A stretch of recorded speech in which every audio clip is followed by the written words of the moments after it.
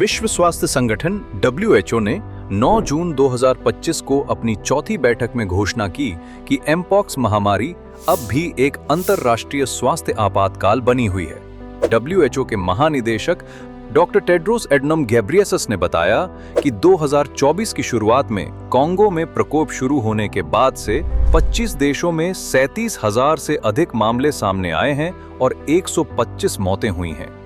कुछ देशों में हालात बेहतर हुए हैं, लेकिन पश्चिम अफ्रीका में केस लगातार बढ़ रहे हैं। इसके साथ ही अफ्रीका के बाहर भी वायरस फैल रहा है, जिससे चिंता और बढ़ रही है। खास तौर पर कोंगो की स्थिति गंभीर है।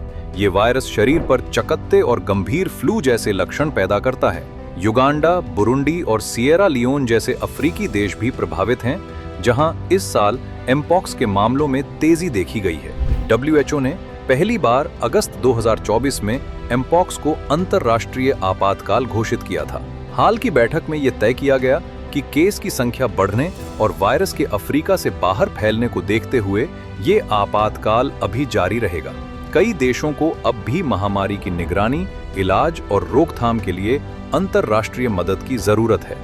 धन की कमी और कमजोर स्वास्थ्य व्यवस्थाओं के कारण कई सरकारें समय पर जवाब नहीं दे पा रही हैं। एमपॉक्स की रोकथाम और नियंत्रण को मजबूत करने के लिए WHO ने 2024 से 2027 तक के लिए एक रणनीतिक योजना बनाई है। इसके तहत हॉटस्पॉट की पहचान, टीकाकरण की तैयारी, स्थानीय समुदायों में जागरूकता फैलाना और गलत जानकारी का मुकाबला करने पर जोर दिया गया है। WHO ने कहा कि स्थानीय स्वास्थ्य कार्यकर्ताओं को प्रशिक्षण देना, कमजोर समूहों का मानचित्रण करना और डेटा के आधार पर जवाबी कार्रवाई करना भी इस योजना का हिस्सा है। साथ ही एमपॉक्स के फैलने के तरीकों, टीकों की प्रभावशीलता और सुरक्षित इलाज के बारे में सही जानकारी सभी लोगों तक पहुंचाना जरूरी है।